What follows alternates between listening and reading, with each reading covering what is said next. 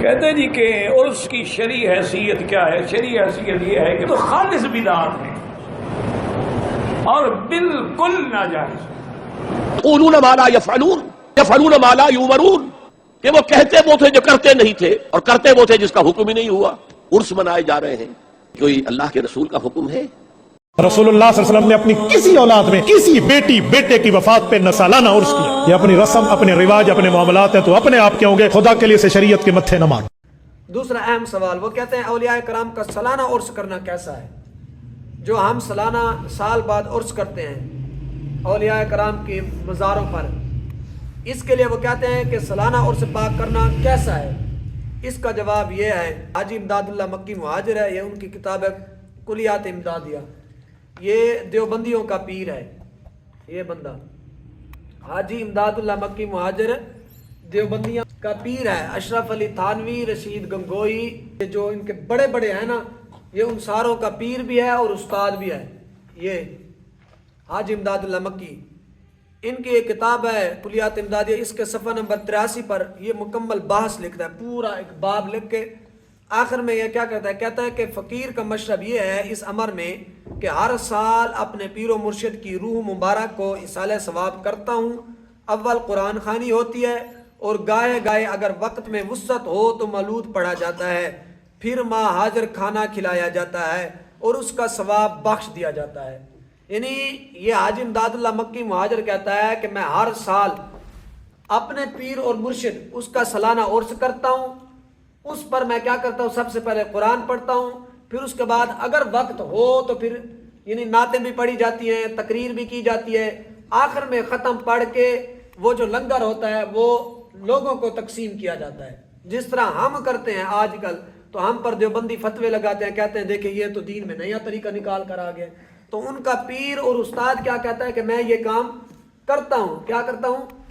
میں یہ کام ہر سال کرتا ہوں۔ اگر وہ کریں تو بدعت اور شرک نہیں ہے، تو ہم کریں تو بدعت اور شرک کیوں ہے؟ جب تمہارے خود کر رہے ہیں تو پھر ان پر بھی فتویٰ لگائے نا۔ جو فتویٰ ہم پر لگتا ہے تو وہ ان پر بھی تو لگتا ہے نا۔ جب ان پر فتویٰ نہیں ہے تو پھر ہم پر کیوں ہے؟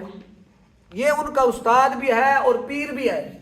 وہ کہتا ہے کلیات امدادیہ کے اندر، یہ صفحہ نمبر 83 ہے، کہتا ہے کہ میرا مشرب یعنی میرا طریقہ یہ ہے کہ میں ہر سال اپنے پیر و مرشد کی روح کو کیا کرتا ہوں؟ اصالہ ثواب کرتا ہوں۔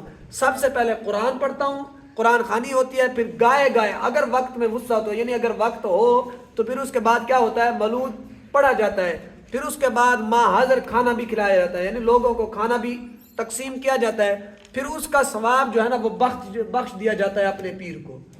اگر تمہارا پیر اور استاد کرے تو شرک اور بدعت نہیں ہے، تو پھر ہمارے کرنے سے آپ کو کیا تکلیف ہے؟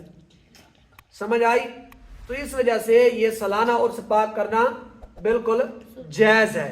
اس میں لنگر پکا کر لوگوں کو تقسیم کرنا یہ بھی جائز ہے۔ یہ ویسے میں ان کی کتاب سے اس وجہ سے میں بتا رہا ہوں تاکہ لوگوں کو علم ہو جائے کہ یہ عوام کو دھوکہ دیتے ہیں۔ یہ کیا کرتے ہیں دیوبندی وہابی؟ عوام کو دھوکہ دیتے ہیں۔ جو اندر کے معاملات ہوتے ہیں وہ عوام کو نہیں بتاتے، اگر بتائیں تو پھر کیا ہوگا؟ وہ سارا ان کا راز باہر آ جائے گا، تو پھر عوام ان کو جوتے مارے گی، وہ کہے گی تمہارے بڑے تو کرتے تھے، تم کیوں نہیں کرتے؟ تو پھر اگر ان کو کہا جائے کہ آپ نے بڑوں پر فتویٰ لگاؤ تو پھر کہتے ہیں نہیں ہم ان پر فتویٰ نہیں لگاتے۔ بھی کیوں نہیں لگاتے؟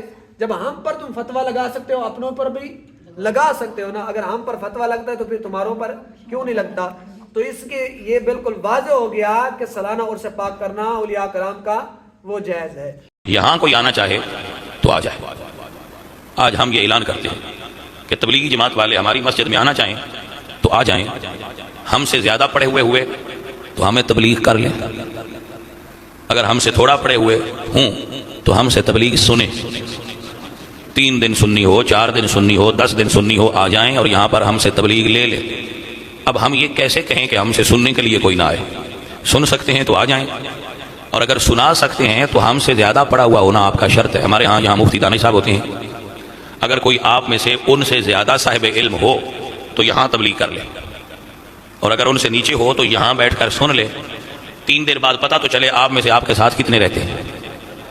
جس جس نے بغض نبی کا دھندا کیا اس کو وہابی کہا جاتا ہے، اور وہ محمد بن عبد الوہاب کا ٹولہ اور یہ پارٹی ہے جن کے علماء نجد ہیں، اور جنہوں نے یہ دھندا کیا کہ پوری امت برکت تبرک وسیلے کے عقیدے کو مانتی تھی، جنہوں نے اس کو شرک کہہ کر ابو جہل والا عقیدہ بتایا، اس ٹولے کو وہابی کہا جاتا ہے۔ اور تم وہابیت کے نام سے بچ نہیں سکتے، جس لفظ پر اتنے سال تم نے گزارے ہیں، قیامت میں دروغہ جہنم بھی تمہیں وہابی کہہ کے بلائے گا اور وہابی کہہ کے تمہیں جہنم میں ڈالا جائے گا۔ دین کی بات پھیلانا صدقہ جاریہ ہے، ثواب کے نیت سے ویڈیو کو شیئر ضرور کیجیے۔ جزاک اللہ۔